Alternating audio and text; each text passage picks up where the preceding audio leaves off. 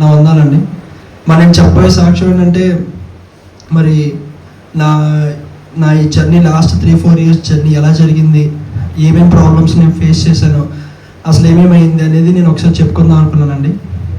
నాకు ఇంటర్ అయిపోగానే నేను కారుణ్య యూనివర్సిటీకి వెళ్ళడం జరిగింది. అది కూడా క్రిస్టియన్ యూనివర్సిటీ. అది కూడా అందులో మంచి ఫ్రెండ్స్ కూడా నాకు ఫ్రెండ్స్ అయ్యారు. వాళ్ళందరితో నేను అక్కడ చర్చికి వెళ్ళడం జరిగింది, అక్కడ ప్రేయర్ చేయడం జరిగింది. వాళ్ళతో అన్నీ ఇంకా చాలా వరకు నేను చాలా పంచుకున్నాను. సో అందులో కొంతమంది ఫ్రెండ్స్ ఏమనుకున్నారంటే, ఇలాగా అమెరికా వెళ్దాము, అక్కడ మాస్టర్స్ చేద్దాము, అక్కడ నెక్స్ట్ ఫ్యూచర్ కంటిన్యూ చేద్దాము అన్నారండి. నేను అంతగా పెద్దగా పట్టించుకునేవాడిని కాదు. అంటే అమెరికాలో ఇంకేముంటుంది, సరే ఇక్కడ ఉండి అలాగో మామూలుగా జాబ్స్ ఉంటాయి కదా, సరే అక్కడికి వెళ్ళన్నా ఇంకా బెటర్గా ఉంటుంది కదా అని నేను ఇంకా అక్కడికి సరే ఈ ప్రాసెస్ అంతా స్టార్ట్ చేయడం జరిగిందండి. ఈ ప్రాసెస్ అంతా స్టార్ట్ చేయగానే నాకు ఇలా వీసా డేట్ ఇచ్చారు, వీసా ఇంటర్వ్యూ డేట్ కూడా ఇచ్చారు. దానికి కూడా నేను ఒక 1 మంత్ నుంచి ప్రిపేర్ అవ్వడం ఇవంతా జరిగింది. సో ఇంకా ప్రిపేర్ అయినాక ఇంకా రేపు ఇంటర్వ్యూ నాకు అనగా ఈరోజు ఇంకా హోటల్లో ఇంకా మేము ప్రేయర్ చేసుకుంటున్నామండి. నేను మా డాడీ ఇద్దరం కలిసి ప్రేయర్ చేసుకుంటున్నాం. ప్రేయర్ చేసుకొని మా పాస్టర్ గారితో కూడా ఒకసారి నేను ప్రేయర్ చేయించుకున్నానండి. ఆయన ఇమాన్యుయల్ మినిస్ట్రీస్లో జర్మియా అంకుల్ అని హైదరాబాద్లో మేము వెళ్ళే చర్చవాడు. ఆయన ఏమన్నారంటే, రేపు ఏం జరుగుతుందో ఆయన ఈరోజే చెప్పేశారు. అంటే ఎలాగంటే, ఇప్పుడు తమ్ముడా నీకు వీసా ఇంటర్వ్యూ కూడా అయిపోయింది, నీకు 100% వీసా వచ్చేసిద్ది, నువ్వేమీ దిగులు చెంతకు, ఏమీ కాదు అన్నారండి. నేను మనసులో అనుకున్నా, రేపటి విషయం కదా, మరి ఎలాగా అంత కరెక్ట్గా అంత కన్ఫామ్గా. ఇప్పుడు మామూలుగా ప్రేయర్ అంటే ప్రభా రేపు ఇలా తోడుగా ఉండాలని ప్రేయర్ చేసేస్తారు కదా. నేను అలా కాకుండా రేపటి విషయం కూడా అంత ఖచ్చితంగా ఎలా చెప్తున్నారని నేను అనుకున్నాను. సరే అయితే ఇంకా నెక్స్ట్ డే ఇంకా వీసా ఇంటర్వ్యూ అయ్యింది. నేను ఇంకా రెడీ అయిపోయి వీసా ఇంటర్వ్యూకి వెళ్ళిపోయాను. వీసా ఇంటర్వ్యూకి వెళ్ళిపోయినాక నా డాక్యుమెంట్స్ అవన్నీ వాళ్ళకి అంతా అవుతుంది, ఇంకా స్టార్ట్ అయింది. స్టార్ట్ అవుతున్నప్పుడు కొంతమంది, నేను అక్కడ ఒక లైన్లో నుంచొని ఉన్నానండి. లెఫ్ట్ సైడ్ నుంచి కొంతమంది ఏడ్చుకుంటూ వెళ్తున్నారు, రైట్ సైడ్ నుంచి ఇంకొంతమంది నవ్వుకుంటూ వెళ్తున్నారు. నేను అనుకున్నా, అబ్బా మనకే అయిపోతే ఎంత బాగుంటుంది, మనం కూడా మంచి హ్యాపీగా వెళ్ళొచ్చు కదా, మనం కూడా అమెరికా వెళ్ళినట్టు ఉంటుంది కదా అలా అనుకున్నా.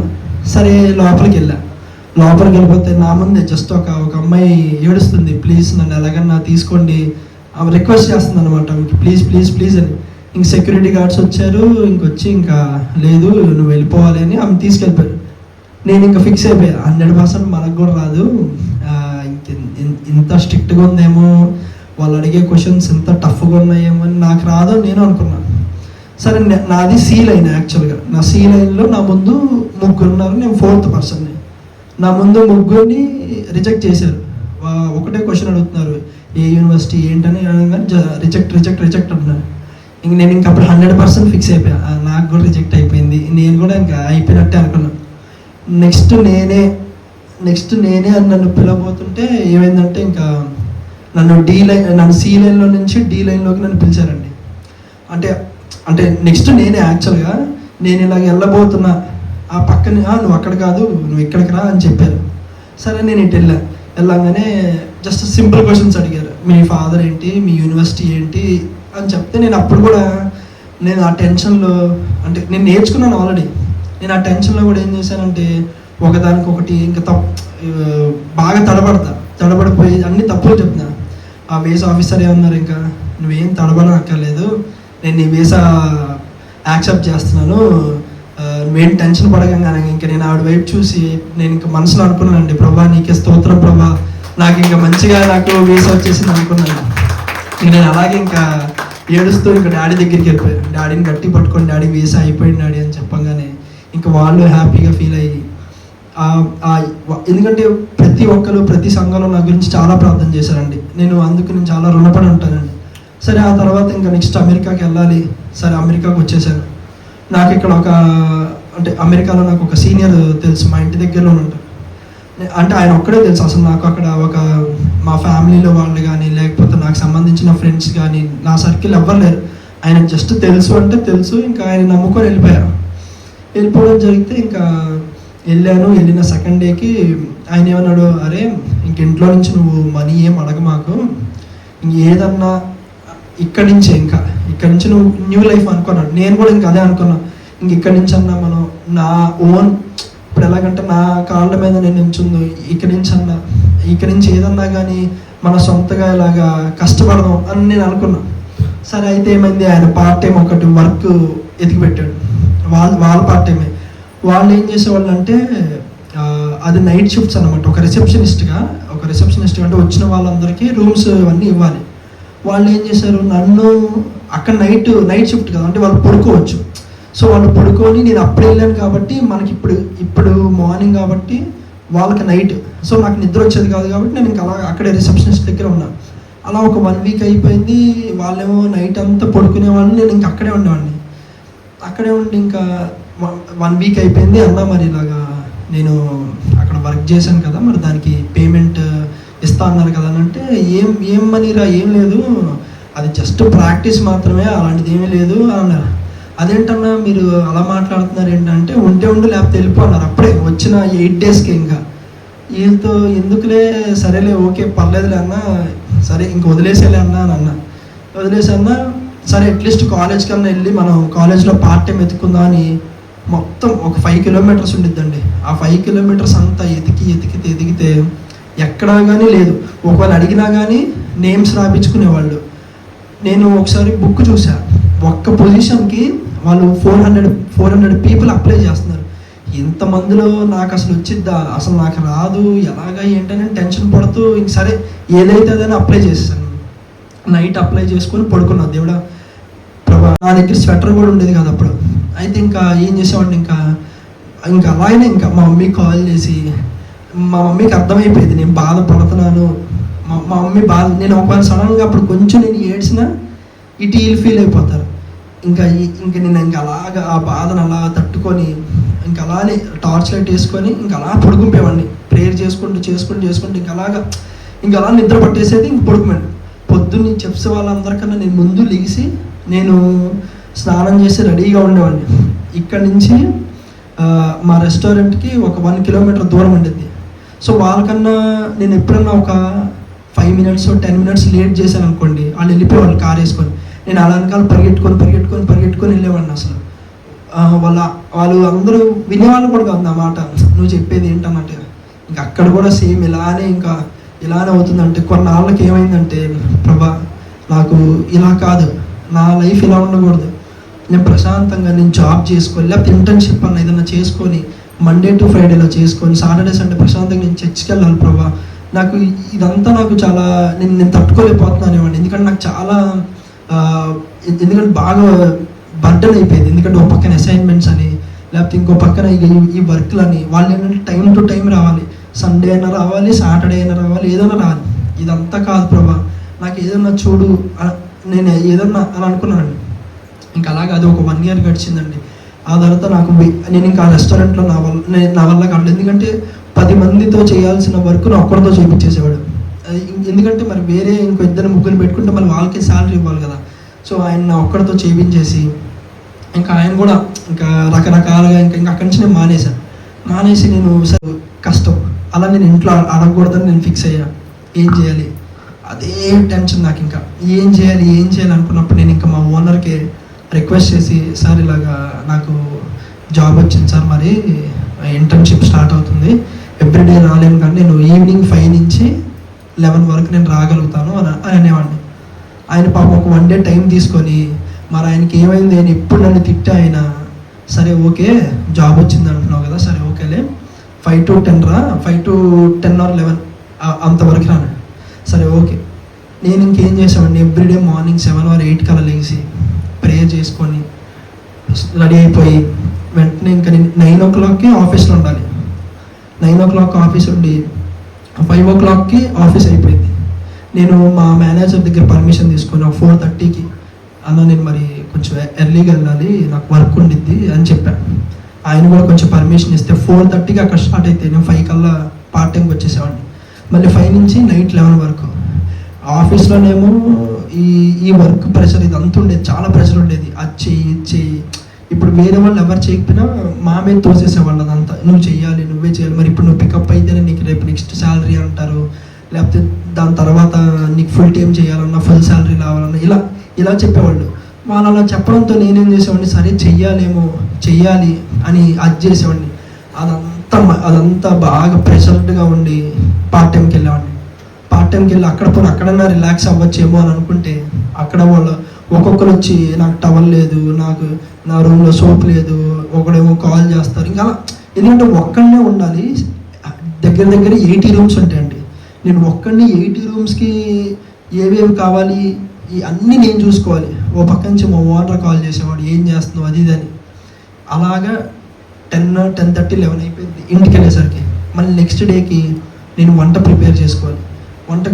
నాకేమో వంటలు వచ్చేవి కాదు. మా ఇంటి దగ్గర అంటే నాకు మంచిగా మా మమ్మీ చేసేది, నా చేతికి ఇచ్చేది, నేను లేకపోతే వీలైతే తినిపించేసేది. అక్కడ అనుకో అన్నం చేయడానికే, అన్నము పప్పు యూట్యూబ్లో చేయడానికి 2 గంటలు 3 గంటలు టైం పట్టింది. పోనీ అయ్యిద్దా అంటే అది అవ్వదు, అదేమో మాడిపోయేది.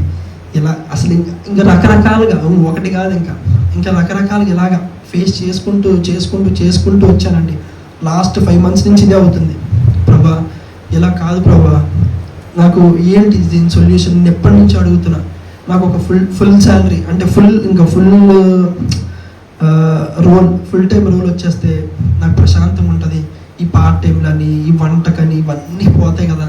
ప్రశాంతంగా నేను చక్కగా అటు ఆఫీస్కి వెళ్ళొచ్చు, ఇటు చక్కగా చర్చికి కూడా వెళ్ళొచ్చు అని అనుకున్నానండి. అయితే ఒకప్పుడు ఏమైందంటే లాస్ట్ 3 months బ్యాక్ మా మేనేజర్ పిలిచారు. మా మేనేజర్ పిలిచి ఇలా నీకు ఒక ప్రాజెక్ట్ ఉంది అక్షయ్, అందులో కానీ నువ్వు బాగా ఇంటర్వ్యూ నువ్వు చెప్తే మాత్రం నీకు ఇంకే అది సక్సెస్ అయిపోతే మాత్రం నీకు ఫుల్ శాలరీ వచ్చేసింది, నువ్వు ఆ పార్ట్ టైంలో ఇవి అన్నీ మానేయచ్చు అన్నారు. అట్ ద సేమ్ టైం ఏమైందంటే వాళ్ళ తమ్ముడికి కూడా, వాళ్ళ సొంత తమ్ముడికి నాకు ఇంటర్వ్యూ, అంటే మా ఇద్దరికి కలిపి వేరే వాళ్ళు ఎవరో ఇంటర్వ్యూ తీసుకుంటారు. ఆయనకి ఏం చేశారు, ఒక 10 days బిఫోర్ చెప్పారు ఆయనకి, సో దట్ ఆయన ఏంటంటే ఆయన మంచిగా ప్రిపేర్ అవ్వచ్చు.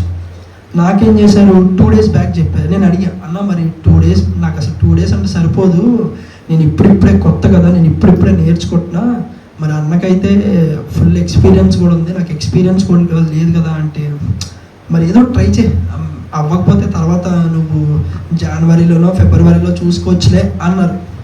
అలా కాదు, నేను ఇంకా వెంటనే నాకు ఇదే నాకు 1 and only ఆప్షన్, ఇదే ఇంక ఇది మిస్ అయితే నాకు మళ్ళీ ఇంక ఏరేది దొరకదని ఆ 2 days కష్టపడి చదువుకున్నానండి. ఆయనకున్న ఎక్స్పీరియన్స్ ఏమో 3-4 years, నాకు అసలు ఎక్స్పీరియన్స్ లేదు. అలాంటిది ఇప్పుడు ఒక ఇంటర్వ్యూవర్ అంటే ఎవరైతే మమ్మల్ని క్వశ్చన్స్ అడుగుతారో ఆయనకి నేను నచ్చాలి అంటే ఆయన ఎలా ఆలోచిస్తాడో నేను కూడా అలానే ఆలోచించి సేమ్ అలానే చదువుకున్నానండి. సో నేను అలానే చదువుకొని ఆయనకి ఇంటర్వ్యూ అయిపోయింది. ఆయన ఓకే బాగానే చెప్పాడు, బికాజ్ ఆయనకి ఎక్స్పీరియన్స్ ఉంది. ఆయన చదువుకోకపోయినా ఆయన ఇప్పుడు మనం రోజు ఏ పని చేస్తున్నామో ఎవరన్నా మనల్ని అడిగితే మనం ఈజీగా చెప్పచ్చు కదా. సో అలాగా ఆయనకి ఎక్స్పీరియన్స్ ఉంది, ఆయన చెప్పేశాడు. నేనేం చేశా, నేను కూడా కష్టపడి చదువుకున్నా. అయిపోయింది. నెక్స్ట్ డే మా ఇద్దరిని పిలిచారు. ఆయన ముందే నీకన్నా అక్షయ్ బాగా చెప్పాడురా, మ్యాక్సిమం ఇంకా అక్షయ్కి ప్రాజెక్ట్ వచ్చేసిద్ది అని అందరి ముందు ఆయన అన్నారు. ఇంకా నేను ఇంకా ఫుల్ హ్యాపీ, నాకు ఇంకా ప్రాజెక్ట్ వచ్చేసినట్టే. ఇంకా నాకు ఏ పార్ట్ టైంకి వెళ్ళాల్సిన అవసరం లేదు, చర్చికి వెళ్ళొచ్చు. కొంచెం నాకు ఫస్ట్ ఆఫ్ ఆల్ నాకు రెస్ట్ దొరికిద్ది. ఈ 2 years నుంచి అసలు నాకు రెస్టే లేదు, అట్లీస్ట్ రెస్ట్ అన్న దొరికిద్ది అది అనుకున్నాను. నేను ఇంకా చాలా హ్యాపీగా ఫీల్ అయిపోయి మా మమ్మీకి, మా డాడీకి అందరికీ ఇంకా కాల్ చేసి నాకు ఇంకా ప్రాజెక్ట్ వచ్చేసినట్టే, ఇంకా ఫుల్ శాలరీ వచ్చేసిద్ది, ఇంకా అంతే, ఇంకా సెట్ అయిపోయినట్టే అని అనుకున్నా. 10 days అయింది. ఎవరైతే ఇంటర్వ్యూ చేశారో ఆయన రిప్లై పెట్టలా, అంటే నెక్స్ట్ ఏంటి అనేది చెప్పలా. 20 days అయింది, 1 month అయింది, 2 months అయింది, 3 months అయింది, మొన్నటి వరకు రిప్లై లేదు. నేను ఇంకా అన్నని అడిగా, just 1 month back December 1st అలాగ అడిగితే లేదులేరా అది పోయినట్టే, ఇంకా అది రానట్టేలే, వేరే చూద్దాంలే ఫిబ్రవరి కల్లా ఏదో ఒకటి దొరికిద్దిలే. ఆయన ఏంటంటే నేను ఎంత అడుగుతున్నా కానీ చూద్దాం అనేవాడు. ఎందుకంటే ఆయనకి నాకు చూడాలనే ఉంది, కానీ బయట అసలు చాలా అంటే చాలా కష్టంగా ఉంది.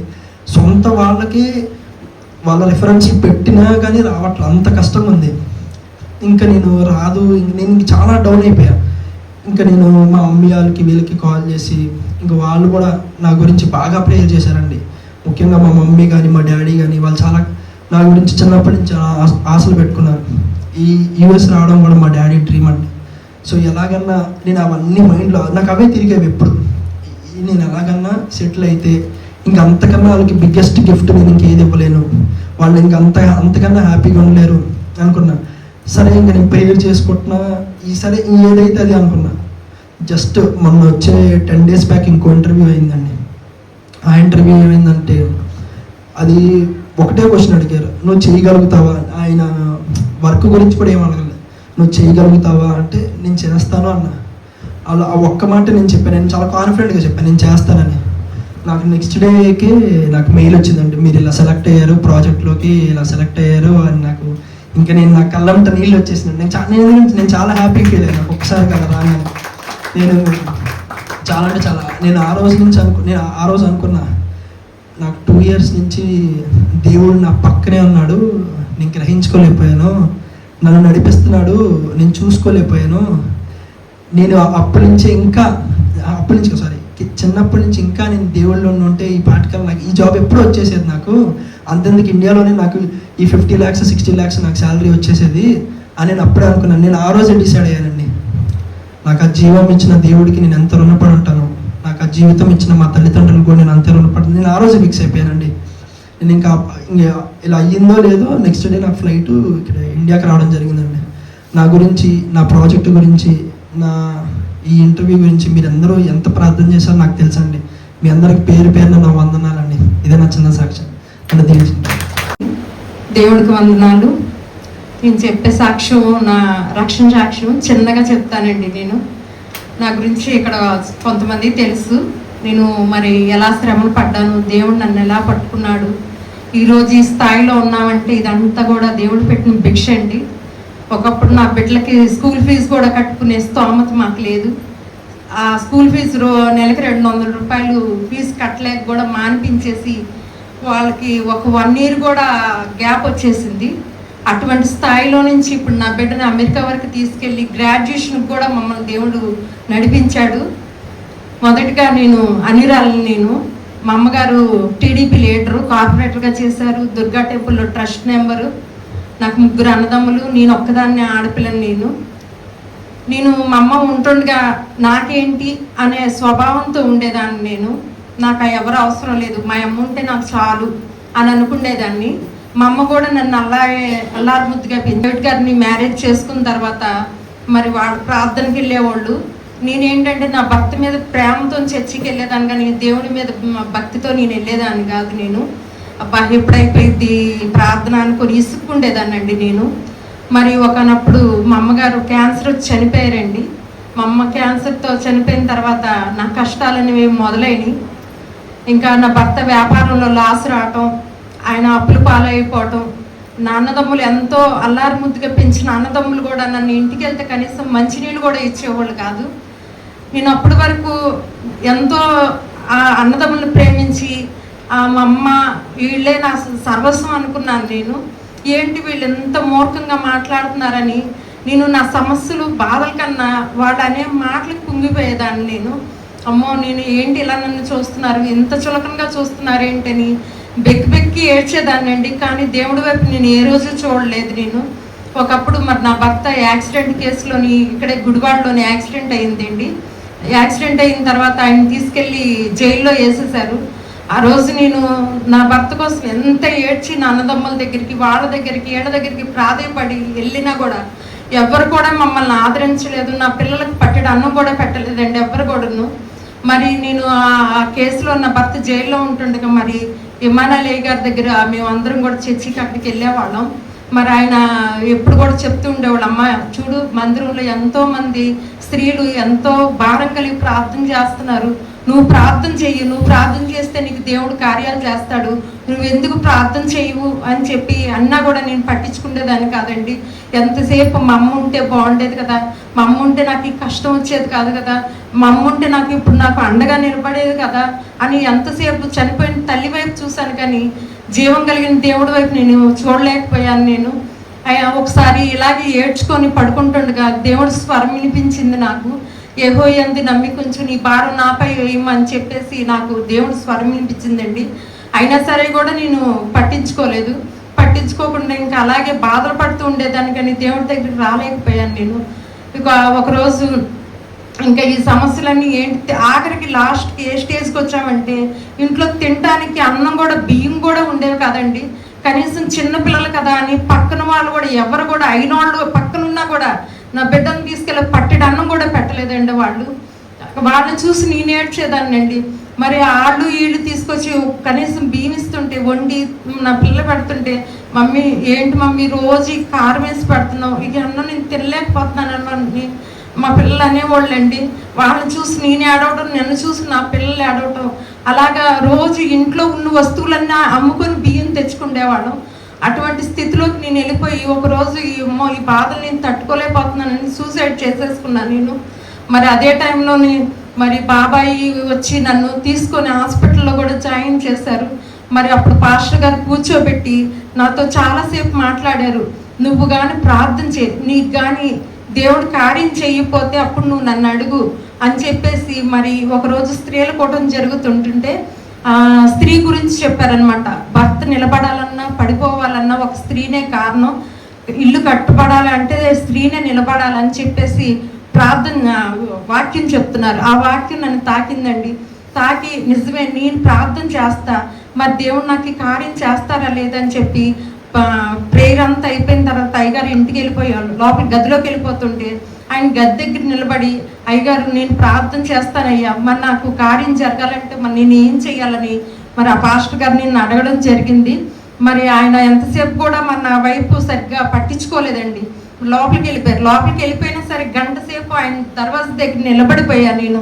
నిలబడిపోయి ఆయన తర్వాత వచ్చిన తర్వాత ఏంటమ్మా అని అంటే, లేదయ్య గారు నేను ప్రార్థన చేస్తాను, ఇప్పుడు వైపు నేను దేవుడిని పట్టుకుంటాను అనేసి అంటే, నాకు 22 రోజులు గంట ప్రార్థన, 25 రోజులు ఉపాసాలు పెట్టారండి. మరి ప్రార్థన అంటే అసలు నాకు తెలియదు, ప్రార్థన ఎలా చేయాలి అయ్యగారు అనేసి ఆయన్నే అడిగాను నేను. అంటే ప్రార్థన అంటే మీ అమ్మని మీ నాన్నని ఎలా అడుగుతావు అలా అడిగమ్మా నువ్వు, అంతే ప్రార్థన అంటే అదే అన్నారు. ఇంకా సరే అని చెప్పేసి రోజు గంట ప్రార్థన అండి. అసలు ఉపాసం కాదు, ఆ రోజంతా కూడా తినడానికి కూడా ఇంట్లో ఏముండేది కాదు. 1 గంట కాదు 2 గంటలు ఏకదాటిగా బైబిల్ తడిచిపోయేదండి. ప్రభా నాకు అప్పులైపోయినా పర్వాలేదు, సమస్యలు ఉన్నా పర్వాలేదు, అయినోళ్ళు అయ్యి ఉండి రాబందుల్లా పొడుచుకు తింటున్నారయ్యా, ఈ అవమానాలు నేను పొందలేకపోతున్నానని బెక్కి ఏడ్చేదాన్ని అండి నేను అసలు. మరి అదే టైంలోని 22 రోజులు గంట ప్రార్థన జరుగుతున్నప్పుడు దీపావళి కోసం అని చెప్పి మేము హైదరాబాదు మందుగుడి సామాను అమ్మడానికి అని చెప్పేసి వెళ్ళామండి. మేము వెళ్తే అక్కడ బంజారా హిల్స్లోని రాళ్ళు రప్పలు ఉండేవండి. పగలంతా వ్యాపారం చేసేవాళ్ళం. రాత్రిపూట గోను పట్టాలు వేసుకొని అక్కడే టాయిలెట్స్కి వెళ్ళేవాళ్ళండి. ఆ టాయిలెట్స్ అక్కడే గోను పట్టా వేసుకొని ప్రార్థన చేసుకునేవాళ్ళం, ఉపాసం ఉండేవాళ్ళం. ఈ 22 రోజులు గంట ప్రార్థనలు అయిపోయిన తర్వాత మాకు 1,000 రూపాయల లాభం ఉంటే చాలు అనుకున్న మాకు దేవుడు 22,000 రూపాయల లాభాన్ని ఇచ్చాడండి. ఆ గంట ప్రార్థనలోనే నాకు దేవుడు ఎన్నో విషయాలు మాట్లాడాడు, ఎన్నో బయలుపరిచాడు. నాకు దేవుడు నా పట్ల ఎన్నో కార్యాలు చేశాడండి. మరి ఆ రోజు మొదలుకొని మరి దేవుడు మీరు ఇక్కడ విజయవాడలో ఉండమాకండి, మీరు హైదరాబాద్ వెళ్ళిపోండి అని చెప్పేసి మరి దేవుడు నాతో మాట్లాడాడండి.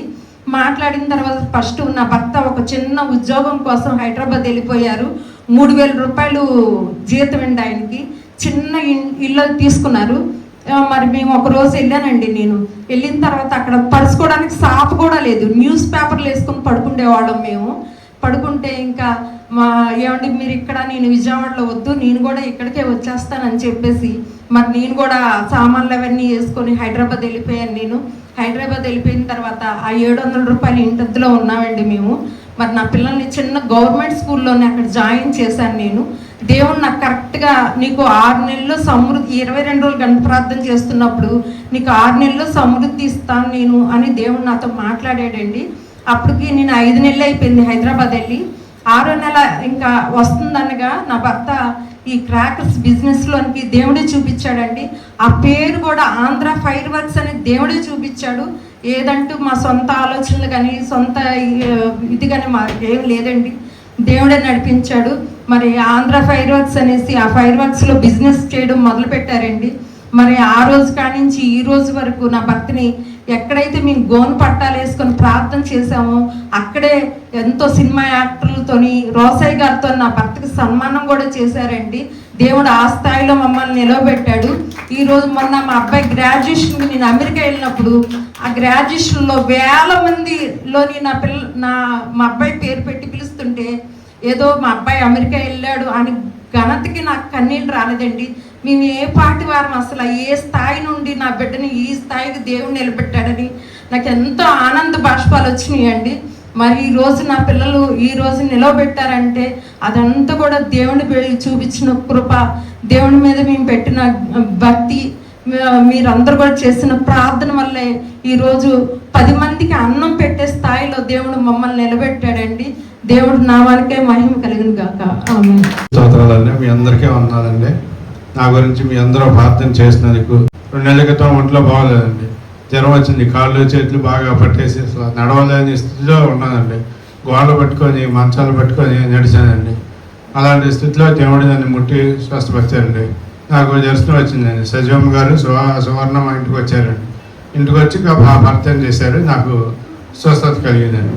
ఇక అప్పుడు కొద్దిగా లెగిసి కూర్చుంటూ చాలా చేశానండి. దేవుడు అసలు ఎంతో ఇక ప్రేయర్ చేసుకుంటుంటే ఇక నాకు యోధా సుట్టుగోపు సింహ అనే ఆ పాట నాకు దర్శనం ద్వారా వచ్చిందండి. అప్పుడు నాకు కొద్దిగా శక్తి బలం వచ్చిందండి. మళ్ళీ తర్వాత మా ఇంటి కూడా డాక్టర్ గారు ఉన్నారండి. ఆ డాక్టర్ గారు కూడా వచ్చిన గారు ఆయన కూడా దర్శనంలో కనపడి నా చెయ్యి ముట్టి స్వస్థపరిచాడండి. దేవుడు గొప్ప కార్యం చేశాడండి. మీరు చేసిన ప్రార్థన, మీ అందరు చేసిన ప్రార్థన, మా సంఘం చేసిన ప్రార్థన, అందరి ప్రార్థన వల్ల నేను స్వస్థపరిచి ఇప్పుడు నడుస్తున్నానంటే దేవుడి కృపదండి. మీ అందరికీ నా వందనాలండి.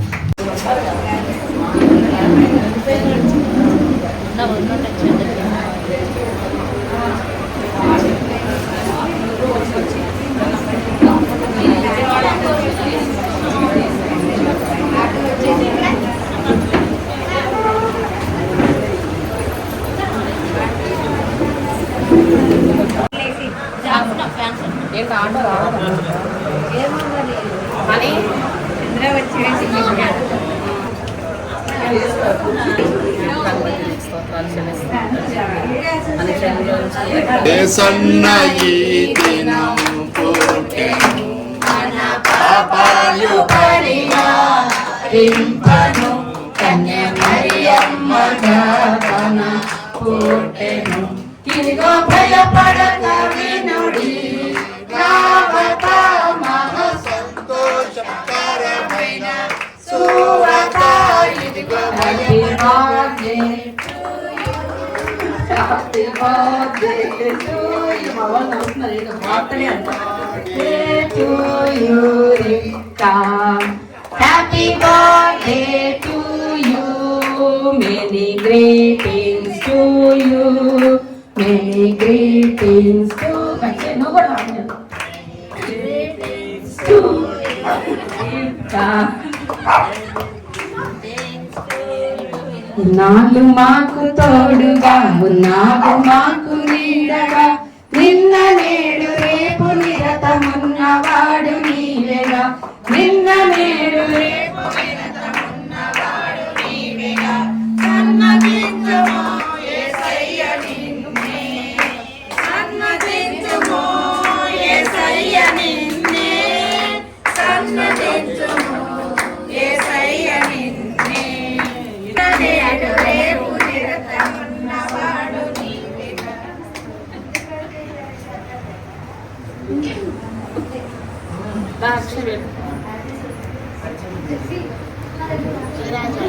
Happy birthday to you. అమ్మాయి చప్పట్లు గట్టి కొట్టండి. Happy birthday to you, happy birthday ఓదినాలు.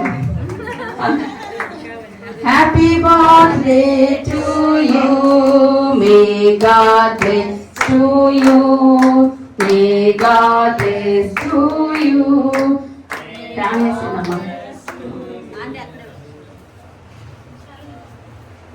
ఎవరికి ఏదైతే అదనండి. ఆంటీ, అక్క, వది.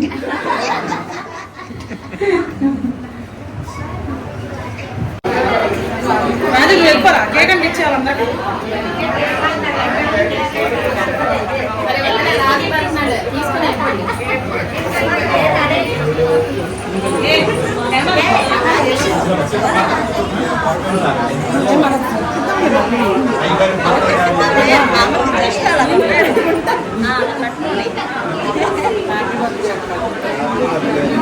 నూరేళ్ళు చల్లగా ఉండి మా అందరికి ఇన్స్పిరేషన్ ఇంకా పైన తీసుకెళ్ళాలని మనస్ఫూర్తిగా బాగుంది